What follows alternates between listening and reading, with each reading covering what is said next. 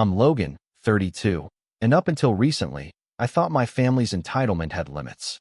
Turns out, I was spectacularly wrong. It started on a Tuesday morning, which should have been as ordinary as any other, me sipping my coffee, skimming through emails, thinking about the quiet weekend I'd finally get to enjoy, but then my phone buzzed. A message from my younger brother, Nathan. Now, Nathan is 28, a full-grown adult, but you'd never know it by the way he carries himself. He's charming, in that smooth, I'll talk my way out of responsibility kind of way, but beneath that charm is a deep streak of laziness and greed that has defined our family dynamic for as long as I can remember. The message made me blink a few times, thinking maybe I had misread it. But no, it was exactly as I feared. Wire me $10,000 for my son's graduation party. It read, punctuated with little details like a man trying to sell me a vacation package. Nathan had included the venue he wanted, some swanky country club I knew was a nightmare to book, plus a $900 suit he claimed he needed, and even a designer cake shaped like a graduation cap, with my nephew's name piped in gold icing. He finished with a casual, "Thanks, bro. You're the best." I stared at my phone, coffee forgotten, feeling a mix of disbelief and rising irritation. I've always had a steady job, sure, and I've never had an issue helping family out when it made sense, but this was different. Nathan hadn't worked an honest day in months, relying on mom to fund his ambitions, which mostly involved impressing people who didn't care. And now, somehow, I was supposed to fund his extravagant party. I typed back the only words that came to mind. Figure it out yourself. I didn't sugarcoat it. I didn't add a maybe later, or let me think about it. I just put it out there, short and sharp, hoping he'd get the message. 15 minutes later, my phone buzzed again, but this time it was Mom. My mother, who has a knack for sniffing out any opportunity to guilt me into bending over backward, had apparently gotten wind of my response. "Send it or lose your inheritance," she wrote. Just like that. No preamble, no explanation, just a direct, veiled threat that hit me like a gut punch. She's always had this way of making family finances a weapon, dangling the idea of future rewards to control behavior in the present, and somehow I had fallen right into her trap before. I stared at her message, my mind racing. Part of me wanted to throw my phone across the room. Part of me wanted to laugh, because how audacious could they be? Threaten me over a party that had nothing to do with me, for a kid who I love, but whose father clearly had no intention of handling adult responsibilities? My fingers hovered over the keyboard, and then I typed what I felt in my gut, not a penny. The rest of the morning passed in a blur. I was tense, jittery, and hyper-aware of every notification. By 8 a.m., something had shifted, though I didn't yet know what. A subtle feeling of anticipation, like a storm was coming. I could already predict Nathan's next moves, calls, texts, maybe even showing up at my apartment. But what really unsettled me was how quickly Mom would escalate. She has a way of taking a small irritation and turning it into a full-blown family crisis with surgical precision. Looking back, that Tuesday marked the beginning of a long, slow unraveling of everything I thought I knew about my family. It was the day I realized my sense of fairness and boundaries meant nothing to them. Every interaction since has been a carefully orchestrated tug-of-war, with me constantly questioning how far they were willing to go to get what they wanted. Nathan, emboldened by Mom's backing, started acting as if my finances were an extension of his own, and Mom, well, she began to treat me as though I existed solely to fund the lives of those who refused to grow up. I spent the morning replaying past events, trying to pinpoint exactly when our family dynamic had tilted so heavily in their favor. The flashbacks weren't flattering. Birthday parties funded by me because Nathan forgot his wallet. Family vacations where my contributions covered hotels and dinners, while Mom and Nathan glided through, smiling and taking photos. College tuition, car repairs, even medical bills, they were all lessons in manipulation, rehearsed and perfected over decades. And now, it was the graduation party. $10,000, no discussion, just a demand. By the time I left for work, I had already decided something important. I wasn't going to be a victim this time. Nathan and Mom might have assumed that threats and guilt would bend me to their will, but I had been pushed too far. I couldn't yet articulate what I would do, but the seed of revenge, of a carefully calculated response, had been planted. For the first time in years, I felt a spark of control over a situation that had always been dictated by their whims. The day unfolded in typical office monotony, but my mind was elsewhere, circling the problem like a shark. Every scenario I imagined had to be weighed. If I ignored them, would Mom escalate further? Would Nathan try to force the issue? Could I even protect myself legally if things spiraled? By lunch, I realized I was already drafting contingencies in my head, turning minor annoyances into strategic possibilities. And as the afternoon dragged on, the tension built, knotting in my chest, making it hard to focus. When I finally got home, my apartment was quiet, too quiet, which meant one thing: something was coming. And sure enough, there it was, a text from Nathan with a subject line that read, "Urgent, call me ASAP," followed by a string of messages that I didn't even open immediately. I let them sit. I needed to think. Because this time, the script was mine to rewrite. By the evening, the first real test came. Mom called, and even before I could answer, I heard her tone through the phone. Sharp, practiced, dripping with a confidence that came from decades of getting her way. "Logan, we need to talk about the money," she began, but it was clear it wasn't a conversation. It was an order. The line between parental advice and authoritarian command blurred, and I realized something chilling. They didn't even see me as an adult capable of saying no. To them, I was just a walking bank account with occasional opinions. I stayed calm, letting her ramble, taking notes mentally on her phrases, the way she positioned guilt as fact. I didn't raise my voice, I didn't argue. I simply listened, feeling that simmering fire inside grow. By the time she hung up, I had already mapped the outlines of a plan, not a rash, emotional response, but a calculated one. And even as I poured a glass of water to settle my nerves, I knew one thing for certain: nothing about this week would be ordinary. That night, I lay in bed, replaying the messages, the calls, the threats, over and over. I wasn't just upset, I was furious, but focused. I couldn't just walk away. I had to protect myself, assert my boundaries, and make them understand that manipulating me would no longer work. And deep down, beneath the anxiety and anger, there was something darker stirring. The desire to make them see what it felt like to be powerless in a situation they had always controlled. By the time I finally drifted into an uneasy sleep, I knew that when I woke up, nothing would be the same. Nathan and Mom might have assumed that I would fold under pressure, but they had underestimated me. And I was already several steps ahead, even if they had no idea yet. The next morning, I woke up to a new string of messages from Nathan. My phone was practically buzzing off the nightstand, each alert a tiny assault on my patience. I didn't even want to look, but I couldn't help myself. The first few were variations of the same theme. "Come on, bro. You don't want to ruin my son's big day, right? I can't believe you're making this hard. $10,000 isn't even that much."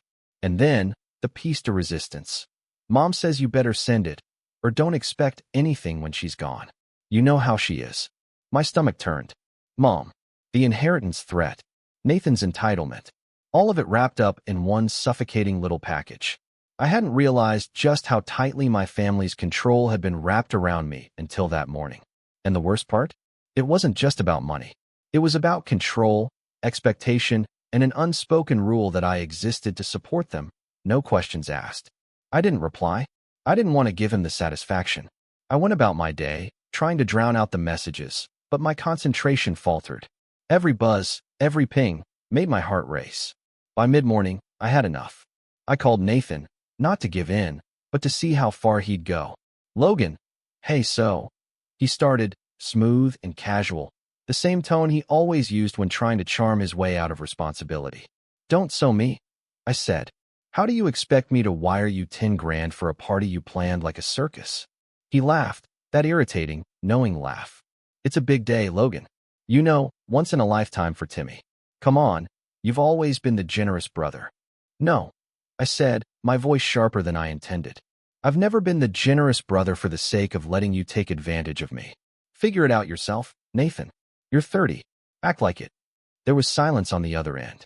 I could practically hear him calculating, weighing his next move. "Mom's really upset," he said finally.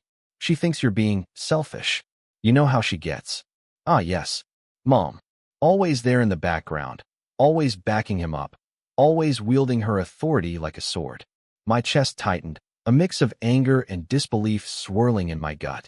I'd spent decades being the responsible one, footing the bills, cleaning up after family chaos, and now it felt like every ounce of that effort counted for nothing. By that evening, the situation had escalated to new heights. Nathan's texts weren't just persistent. They were venomous in their subtlety, each one dripping with guilt and expectation. Mom had sent a follow-up email, the kind that made you feel like you'd personally committed a crime. "We've always supported you, Logan. You wouldn't want to hurt Timmy on his special day, would you? Think about your choices." I stared at the screen, hands trembling slightly. My apartment, normally a sanctuary, felt like a cage. My living room, my kitchen, every surface cluttered with reminders of my independence, felt meaningless when compared to the psychological grip they had on me. I poured a drink, not alcohol, just water, to calm my nerves, and paced the room. I had to think. I couldn't respond emotionally, but I also couldn't let them steamroll me. Not this time. Then, the breaking point came. Not from Nathan, not from Mom directly, but from a text that made my stomach drop so hard I thought I might be sick. It was from Dad. My father, who usually stayed silent, who had never intervened, who mostly just watched Mom run the family with a velvet fist, sent a single line. "Logan, Mom and Nathan are right. You should help. Don't be difficult." I dropped my phone onto the couch and stared at the ceiling. My chest heaved. I could feel every old wound reopening. The countless times I had been overlooked, the times my hard work was dismissed, the silent favoritism that had always gone to Nathan. He got the benefits, the praise, the inheritance, the social admiration. And I got lectures about responsibility and subtle, omnipresent pressure to do the right thing. I couldn't believe it. My own father, my dad, the man who had once told me I could achieve anything if I worked hard, was now siding with them over $10,000 and a party. The betrayal was almost physical. I could feel the heat rising in my face, my hands clenching into fists. I had always believed my parents had my back, that they at least recognized when I was being taken advantage of. But now, there it was in black and white. My father, my supposed ally, was endorsing their entitlement. That night, I didn't sleep. I sat in the dark, staring at my phone, reading and rereading the messages, the emails, imagining the phone calls I hadn't answered. My anger simmered into a deep, cold clarity. I realized something crucial. They weren't just asking. They were demanding. They weren't just expecting compliance. They were counting on it. And I had just realized that nothing I had ever done for them, my financial support, my emotional labor, my patience, mattered. Not a bit. By the next morning, my phone exploded. Nathan had started tagging me in photos of venue ideas and cake inspirations on social media, leaving messages in group chats with extended family, all carefully curated to make it look like I was refusing to participate in something important for my nephew. He knew exactly how to manipulate perception. He knew how to make me the villain. Mom's emails became more aggressive, more controlling. "I can't believe you're letting your family down, Logan. Don't forget your future, either." Each word carefully chosen, designed to pierce guilt directly into my brain. And Dad, silent most of the time, added his quiet pressure, a reminder that he wouldn't intervene on my behalf. It wasn't just about the money anymore. It was about power. It was about control.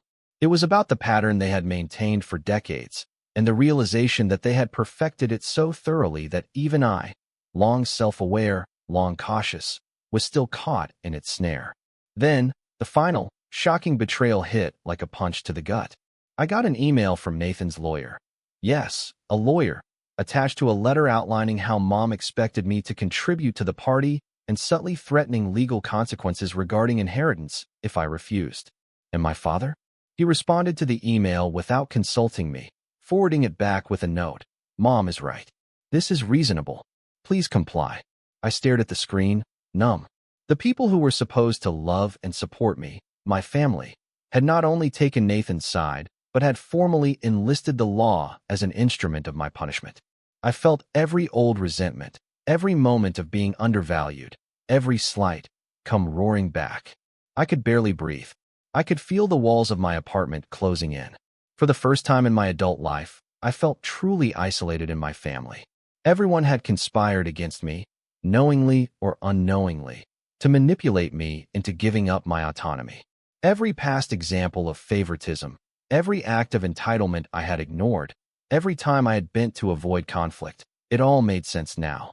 They weren't just entitled, they were methodical. And they had made me the perfect target. That night, I sat at my kitchen table, staring at the empty space where my phone had been. I thought about the $10,000, the $900 suit, the designer cake, the venue, the pressure, the betrayal. I thought about how my family had spent decades undermining me, and how they still assumed I would cave. And as the hours dragged on, as the house grew silent except for the faint hum of the fridge, I made a decision. I wasn't going to let them win. Not now. Not after this. Not after decades of manipulation, favoritism, and entitlement. I would not be a pawn in their endless power games. Something inside me had shifted in that moment. The hurt and anger had coalesced into a singular thought. They had underestimated me, and that was going to be their greatest mistake. By the time I went to bed, my mind was buzzing with possibilities. I didn't yet know how I would respond, but I knew one thing for certain. I was done being the victim. The betrayal had lit a fire, and it wasn't just about money anymore. It was about respect, boundaries, and finally reclaiming control. And as I lay there, staring at the ceiling, I realized that nothing would ever be the same between us again. After that week, everything felt like it had imploded at once. I could barely function at work, my focus shot, my chest tight, my mind spinning with the betrayal that had unfolded over $10,000 in a graduation party. I kept replaying every conversation, every text, every email from Nathan, Mom, and Dad, trying to pinpoint the moment when I should have seen it coming. But the truth was, it had been coming for years. They had trained me to bend, to forgive, to absorb disappointment as if it were my duty. And now, standing at the wreckage of my patience, I realized I had been walking into this trap my entire life. The rock-bottom moment came on Friday. I had finally returned home from work, exhausted in every sense, hoping to spend a quiet evening recovering. And that's when the barrage began again. Nathan had started calling relentlessly, leaving voicemails that somehow managed to be both urgent and condescending. Mom had sent a follow-up text that simply read, "I can't believe you're doing this to your family. Think about your legacy."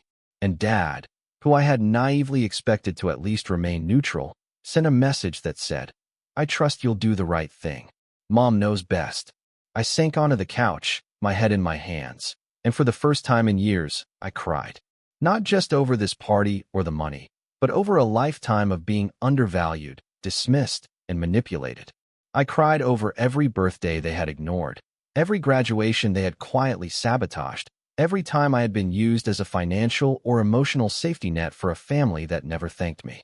I cried because I realized that this wasn't just about $10,000. It was about decades of control, and I had finally recognized the pattern.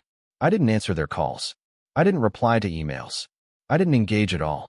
For 2 days, I retreated completely, ignoring the constant pings of my phone, working longer hours at the office just to escape, and sleeping poorly, haunted by the messages I hadn't deleted and the guilt I was supposed to feel.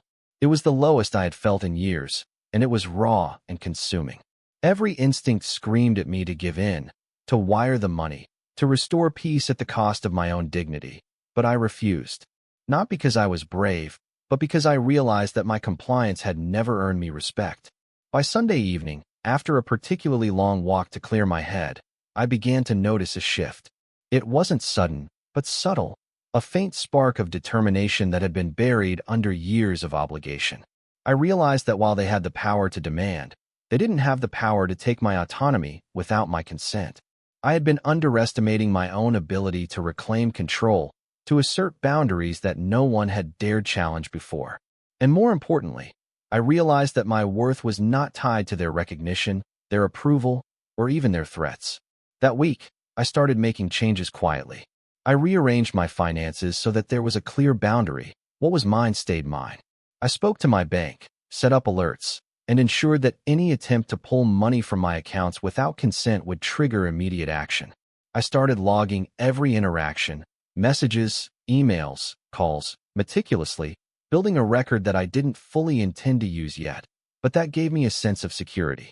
I also turned inward, focusing on things that reminded me of my own independence. I spent time at the gym again, something I hadn't prioritized in months, and with every drop of sweat, I felt my confidence returning.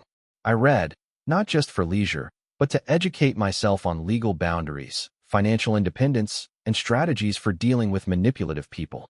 I even joined a local volunteer group, something I had always wanted to do, but this time, not for anyone else's approval, but for the sense of accomplishment that came from helping people who genuinely appreciated it.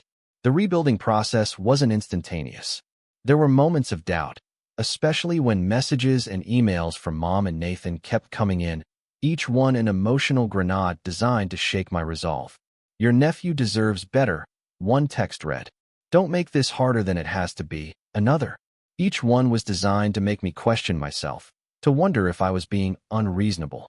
And yet, each time, I paused, reflected, and reminded myself that their version of reasonable had never once included my well-being.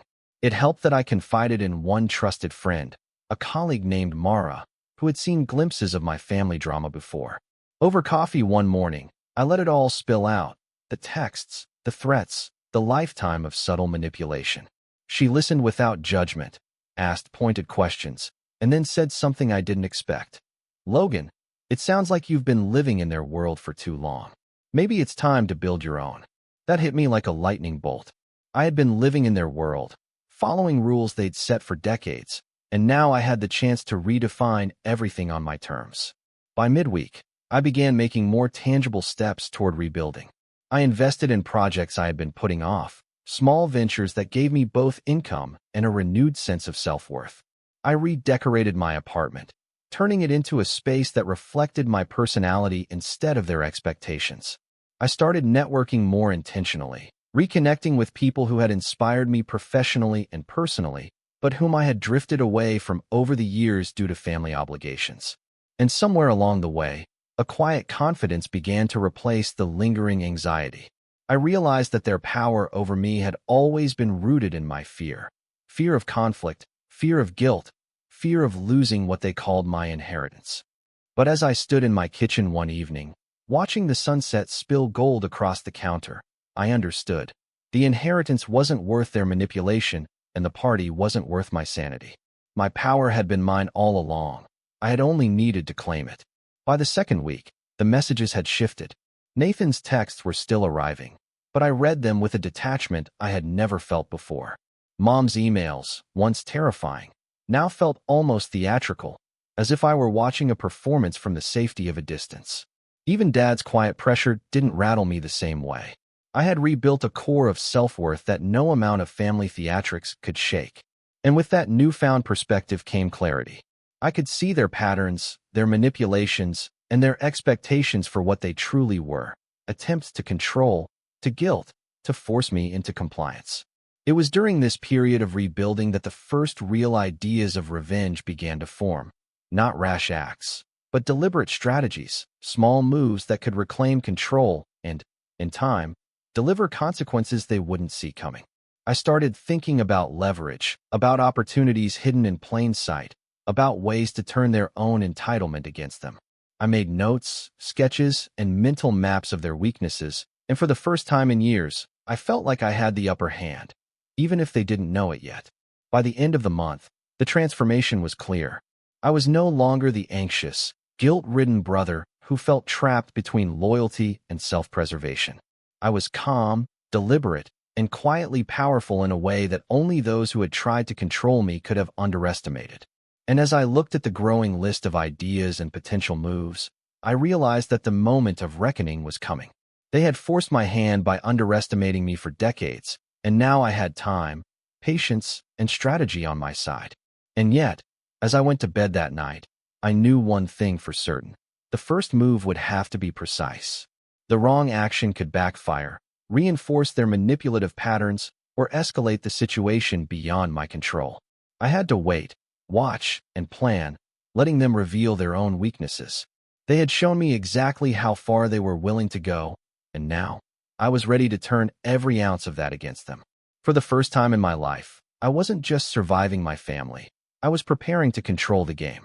And the day they would regret underestimating me was coming. The raw, hot frustration that had made me cry on the couch had done its work. It cleared the noise, burned away the old reflexes that had made me cave for years, and left a leaner kind of determination. I still felt betrayed. Of course, the wound was raw enough that it pulsed whenever my phone lit up with a new message. But underneath the pulse was a plan beginning to take shape, and plans don't get messy the way emotions do. They're deliberate. They're patient.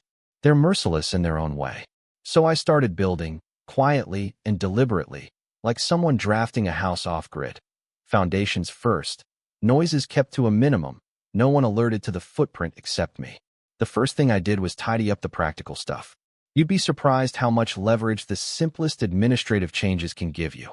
I restructured my accounts so I could not be impulsively guilted into moving money. I set up two-factor authentication on everything. I changed passwords and reviewed every automatic payment I'd ever allowed myself to carry out at the request of a phone call or a sad emoji. It sounds small, but each of those little locks was symbolic, locking the door to the house my family had trespassed in for years. I documented every interaction with them from that point forward. Texts, emails, voice messages. If you're going to play a longer game, you need receipts for when the pieces fall and people try to pretend they didn't push you. I created folders, time-stamped screenshots, and wrote short summaries next to each item in a private document. It was methodical work, the kind of tedious stuff that used to bore me, but I found it oddly soothing. It was like training a muscle I'd ignored for decades. Next, I rebuilt my network outward. There are people in our lives who are willing to be allies if you treat the relationship like an actual bond instead of a convenience. I started small. Old friends I drifted from because family drama had eaten my time. Colleagues I respected who had seen potential in me, but whom I'd neglected in the late night, worry-fueled tunnel vision that family manipulation had created. I reached out with honest updates, no dramatics, just the facts, and asked for input. The results surprised me. Mara, the coworker I mentioned before, offered practical help. She introduced me to a lawyer friend who specialized in family financial disputes. An old neighbor offered to host a family lunch under the guise of catching up, which could provide a perfect, neutral setting for observation.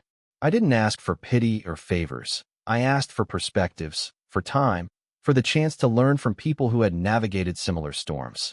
It felt good to be intentional about who I let back into my circle.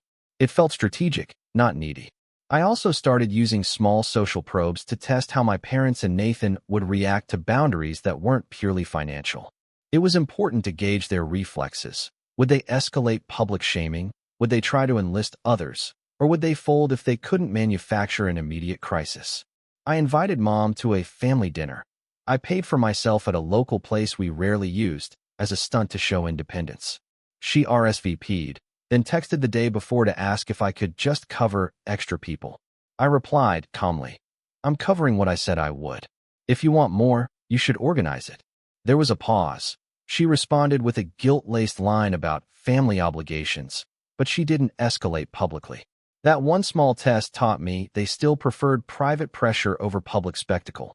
Useful intel. Simultaneously, I began to quietly strengthen my financial position, not with dramatic investments, but with stable, conservative moves, paying down a small credit line, reviewing insurance policies, and updating beneficiary information that could be used as leverage. It's not glamorous, but when you're preparing for maneuvers that may involve legal teeth, or at least the threat of them, you need to be unassailable on the administrative front. I set up consultations with the lawyer Mara recommended. He didn't promise fireworks or moral victory. He talked in even tones about what could be done and what would be visible on paper. He emphasized documentation and communication, which, frankly, sounded like a list of things I was already doing.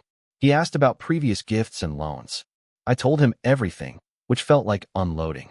He said, "We won't litigate unless necessary, but you must establish a record and be prepared to use it." That was the first time I felt like I had someone in my corner who wasn't emotionally invested in my guilt. He cared about facts and leverage and outcomes.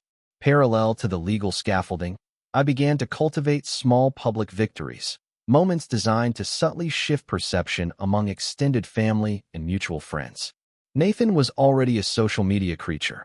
Pictures of potential venues, flashy cake designs, a steady drip of curated charm that made him look like the wrong party if I so much as blinked wrong. So I curated my own visibility, not as grand gestures, but as steady reminders of my independence.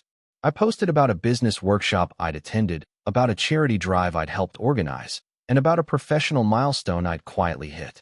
I wasn't bragging.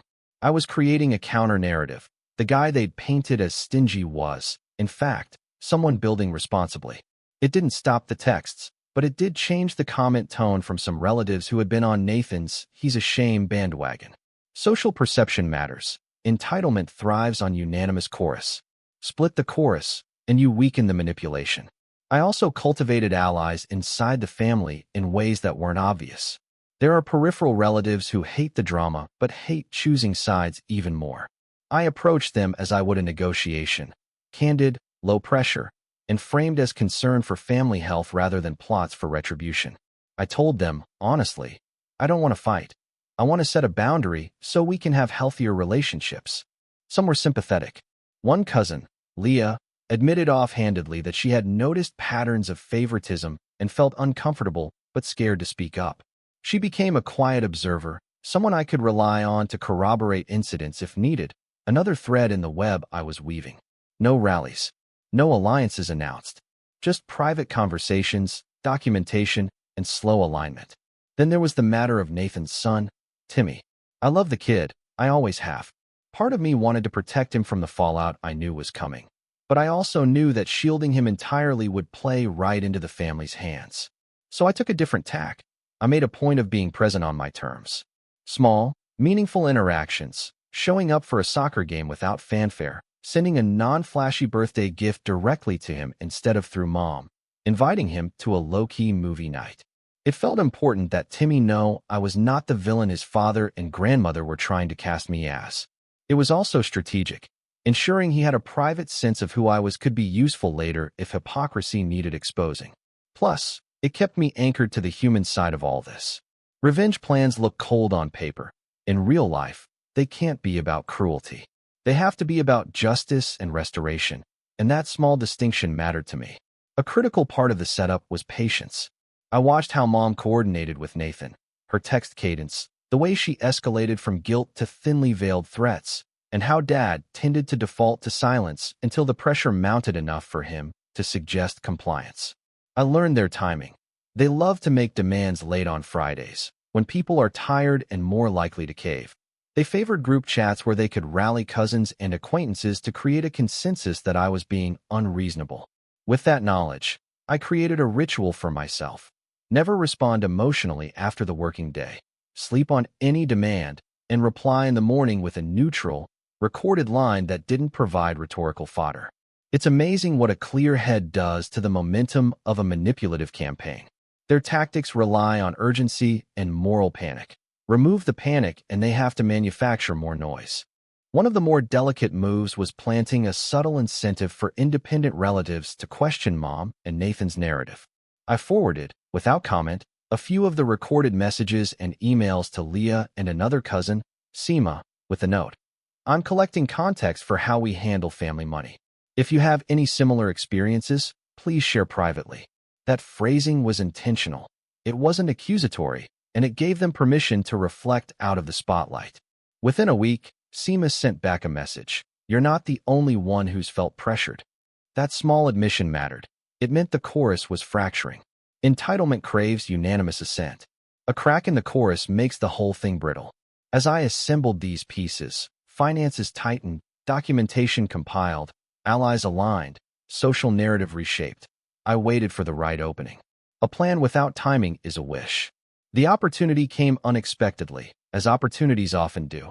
Mom decided to throw Nathan a surprise family meeting under the pretext of settling the party details, and, crucially, scheduled it for a Sunday afternoon at their house, when Dad would be present and several of the extended family would pop by.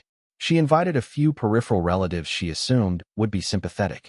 Nathan, of course, would be there, probably rehearsed, and I could assume there would be drama if I attended. The setup was perfect for observing them in their element, and, if I chose the right moment, introducing a disruption that would alter the flow of their narrative. I didn't leap at the chance to confront them straight away. Instead, I used it as an intelligence op. I RSVP'd with a neutral reply, and then made a few calls to confirm details with Leah and Seema, indicating I might swing by for a short while. I wanted to watch the choreography. Who took the center, who deflected, and who tried to weaponize guilt publicly. I had no need to be loud. I needed to be precise. The last thing I wanted was to appear reactive. I planned to go in composed, listen, and choose an exact moment to sow uncertainty. Perhaps a gentle, public question about the extent of support they expected from everyone, or a casually dropped fact from my documentation that would not sound accusatory but would plant a seed of doubt. The goal was to fracture the manufactured consensus in a way that would leave them scrambling to explain themselves to relatives who didn't want to choose a side. On the drive over that Sunday, I rehearsed in my head like a shy actor preparing for a single, pivotal line. I imagined Mom's face when a cousin asked for clarification. I imagined Nathan's charm snagging on facts he'd hoped to gloss over. I imagined Dad shifting in his seat, uncomfortable for the first time, confronted not by me, but by a civil, reasonable line of questioning from someone else. I thought about timing. Interrupt too early, and it looks petty. Wait too long, and they'll set the narrative. I settled on an approach that felt like me. Cool, calm, and quietly exposing contradictions rather than angrily confronting them. When I arrived, the house buzzed with the half-hum of family socializing. Mom greeted me with that practiced warmth that felt more like a mask than affection. Nathan was mid-joke, the center of a small cluster, as expected. I smiled, shook hands, and settled into a corner where I could observe. The first 30 minutes were predictable. Complimentary wine poured, enough food to show hospitality, and the slow build of conversation toward money, budgets, and who should pay for what. My heart ticked like a metronome as I waited. They were giving me everything I needed. Overconfidence, repetition of those old lines about legacy and what's fair, and a few relatives who looked unconvinced but polite. Then the moment came. A cousin asked, almost offhand, who was covering various costs. Mom started with the familiar script. Logan has always helped, and surely he'll do what's right for the family, aiming the sentence like a lance. In that instant, I spoke but did not snap. I said, actually, I've been compiling the actual costs and questions about contributions. I'd be happy to share what I have so we can be transparent. It was mundane, uninflected, and deliberate. The room went quiet for a beat that felt like an eternity. Mom's smile faltered. Nathan's eyes narrowed. A few relatives shifted, intrigued. The power in that silence was unmistakable. I didn't accuse. I didn't shame. I offered transparency. That small offer, that low-key clarity, was enough to start cracking the facade. And as their practiced responses stumbled for words, I realized the game had changed. But how it would play out was still anyone's guess. I left the room with my heart thudding and a plan brewing for whatever would come next, knowing that when the fracture widened, I had to be ready to push. One of the more delicate moves was planting a subtle incentive for independent relatives to question Mom and Nathan's narrative. I forwarded, without comment, a few of the recorded messages and emails to Leah and another cousin, Seema, with a note. I'm collecting context for how we handle family money. If you have any similar experiences, please share privately. That phrasing was intentional. It wasn't accusatory, and it gave them permission to reflect out of the spotlight. Within a week, Seema sent back a message. You're not the only one who's felt pressured. That small admission mattered. It meant the chorus was fracturing. Entitlement craves unanimous assent. A crack in the chorus makes the whole thing brittle. As I assembled these pieces, finances tightened, documentation compiled, allies aligned, social narrative reshaped. I waited for the right opening. A plan without timing is a wish. The opportunity came unexpectedly, as opportunities often do. Mom decided to throw Nathan a surprise family meeting under the pretext of settling the party details, and, crucially, scheduled it for a Sunday afternoon at their house, when Dad would be present and several of the extended family would pop by. She invited a few peripheral relatives she assumed would be sympathetic. Nathan, of course, would be there, probably rehearsed, and I could assume there would be drama if I attended. The setup was perfect for observing them in their element, and, if I chose the right moment, introducing a disruption that would alter the flow of their narrative. I didn't leap at the chance to confront them straight away. Instead, I used it as an intelligence op. I RSVP'd with a neutral reply and then made a few calls to confirm details with Leah and Seema, indicating I might swing by for a short while. I wanted to watch the choreography, who took the center, who deflected, and who tried to weaponize guilt publicly. I had no need to be loud. I needed to be precise. The last thing I wanted was to appear reactive. I planned to go in composed, listen, and choose an exact moment to sow uncertainty. Perhaps a gentle, public question about the extent of support they expected from everyone, or a casually dropped fact from my documentation that would not sound accusatory but would plant a seed of doubt. The goal was to fracture the manufactured consensus in a way that would leave them scrambling to explain themselves to relatives who didn't want to choose a side. On the drive over that Sunday, I rehearsed in my head like a shy actor preparing for a single, pivotal line. I imagined Mom's face when a cousin asked for clarification. I imagined Nathan's charm snagging on facts he'd hoped to gloss over. I imagined Dad shifting in his seat, uncomfortable for the first time, confronted not by me, but by a civil, reasonable line of questioning from someone else. I thought about timing. Interrupt too early, and it looks petty. Wait too long, and they'll set the narrative. I settled on an approach that felt like me, cool, calm, and quietly exposing contradictions rather than angrily confronting them. When I arrived, the house buzzed with the half-hum of family socializing. Mom greeted me with that practiced warmth that felt more like a mask than affection. Nathan was mid-joke, the center of a small cluster, as expected. I smiled, shook hands, and settled into a corner where I could observe. The first 30 minutes were predictable. Complimentary wine poured, enough food to show hospitality, and the slow build of conversation toward money, budgets, and who should pay for what. My heart ticked like a metronome as I waited. They were giving me everything I needed. Overconfidence, repetition of those old lines about legacy and what's fair, and a few relatives who looked unconvinced but polite. Then the moment came. A cousin asked, almost offhand, who was covering various costs.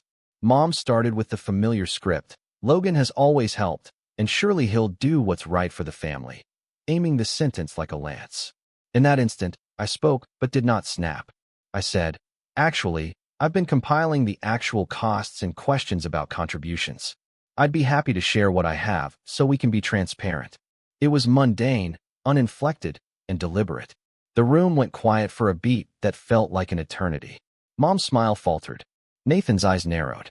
A few relatives shifted, intrigued. The power in that silence was unmistakable. I didn't accuse. I didn't shame. I offered transparency. That small offer, that low-key clarity, was enough to start cracking the facade. And as their practiced responses stumbled for words, I realized the game had changed.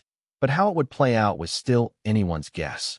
I left the room with my heart thudding and a plan brewing for whatever would come next, knowing that when the fracture widened, I had to be ready to push. The week after that Sunday meeting, everything moved into place like the final pieces of a puzzle.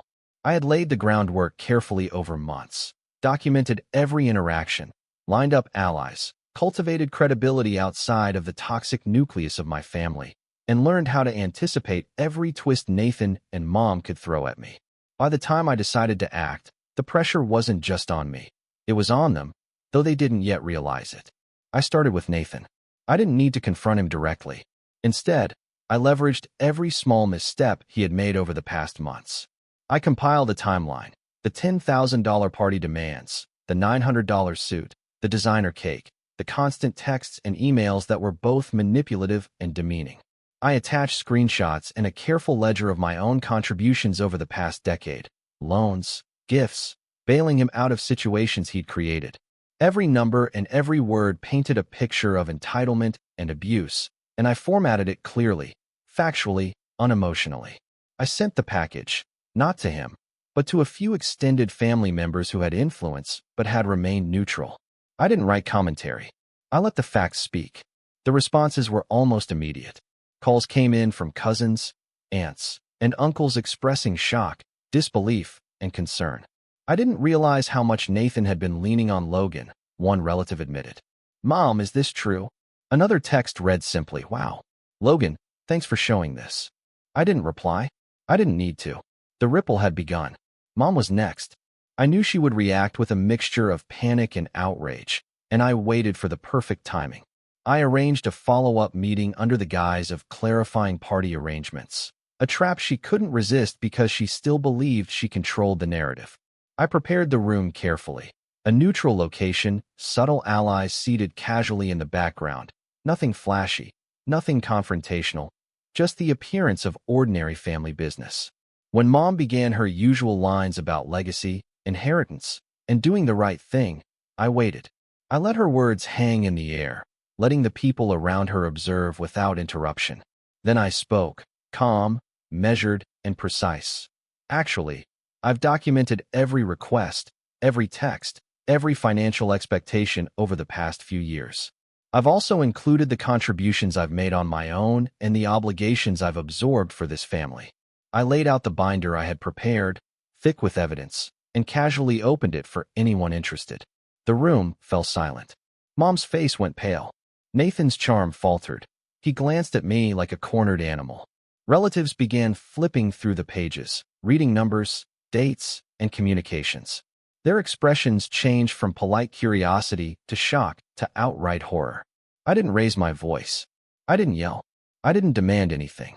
I simply let the evidence do the work. What this?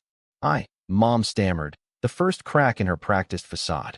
She tried to regain control, waving her hands, offering excuses, pointing at Nathan, attempting to turn it into a two-person problem. But every counterargument collapsed under the weight of clear, undeniable documentation. Nathan's own bluster evaporated as he realized the narrative he'd relied on for years, about me being unreasonable, ungrateful, or selfish, was collapsing in front of the entire room. Then I did something crucial. I looked around, meeting the eyes of relatives who had stayed silent for years, and I said, softly but firmly, I've always tried to support this family, to be fair, and to protect the people I love from drama and entitlement. But manipulation and threats don't earn respect. They only destroy it. I'm done absorbing what you've all assumed I would tolerate. This isn't just about money or a party anymore. This is about accountability. The fallout was immediate and devastating. Extended family members began asking questions that Mom and Nathan couldn't answer. Why did you threaten Logan over inheritance? One aunt asked. Why do we only see contributions from Logan and not Nathan? Another relative voiced what had been simmering for years. I've noticed favoritism for Nathan, but I didn't want to interfere. Logan, I had no idea it was this bad. Mom's voice dropped into whispers, her dominance over the room shattered. She tried to regain authority with guilt, one of her primary weapons, but her words rang hollow. Nathan tried to charm his way back, laughing nervously, telling the relatives it was all a misunderstanding, but even they began shaking their heads. No one was convinced. Their empire of entitlement, built on subtle manipulation and fear, crumbled quietly but completely. I didn't gloat. I didn't need to. The calm, controlled revelation was its own statement. By the end of the meeting, the dynamic had shifted entirely. Nathan had no one left to support him unconditionally, and Mom's authority had been publicly undermined. Dad, who had tried to stay neutral, looked both guilty and helpless. I could see him realizing he had underestimated how far things could go and how little control he truly had over a grown child he assumed would bend to his spouse's will. The final blow came subtly, like a quiet exhale after years of tension. I updated my will, made certain all my assets were clearly documented and untouchable without explicit consent, and shared the news with key family members privately. Suddenly, inheritance threats, Mom's most powerful tool, lost their teeth entirely. Nathan, who had relied on the threat of financial leverage to force compliance, now had nothing. I was untouchable, and he knew it. Over the next few weeks, I watched as the patterns that had once controlled me dissolved. Mom's calls became shorter, less confident. Nathan tried one more attempt at guilt, texting me about Timmy's party, but I ignored it. He sent another message, this one more desperate, more pleading, but without Mom's backing, it lacked any power. I never responded. For the first time in my life, I wasn't the one bending, the one adjusting, the one absorbing abuse. I was free to set boundaries, to live on my own terms, and to demand respect where it had never been given before. The most satisfying moment came unexpectedly. A distant cousin, who had once sided with Mom and Nathan silently out of fear, sent me a message. I just wanted to say, you didn't just defend yourself. You showed us all what fairness looks like. I'm so proud of how you handled it. That small acknowledgement, quiet and private, meant more than any dramatic confrontation could. I realized that the revenge wasn't just about exposing entitlement. It was about reclaiming my sense of self, showing the family that manipulation had limits, and proving that patience, strategy, and calm resolve could topple decades of power imbalance. Months later, life returned to a new rhythm. I had rebuilt my boundaries, nurtured genuine relationships, and enjoyed financial and emotional independence I had never fully experienced before. Nathan remained the same in many ways: charming, entitled, frustrated, but without the ability to threaten or control me. He was forced to engage in reality. Mom adjusted, reluctantly, realizing her tactics no longer worked. Even Dad seemed to recognize that his complacency had enabled the system of manipulation, and while he didn't apologize outright, there was a new respect in his gaze whenever I spoke. And as I sat in my apartment one evening, watching Timmy laugh while playing a video game I had bought for him with my own money, I finally felt the full weight of victory, not in the humiliation of my family, not in the collapse of their narrative, but in the simple, undeniable truth: I had won on my own terms. I had taken the years of manipulation, entitlement, and expectation and turned them into a lesson in accountability. I didn't need their approval, their love, or their fear to validate me. I had reclaimed my life, my dignity, and my power. For the first time, I realized I didn't just survive my family. I had outmaneuvered them completely. And that, in itself, was far sweeter than any inheritance, any party, or any designer cake.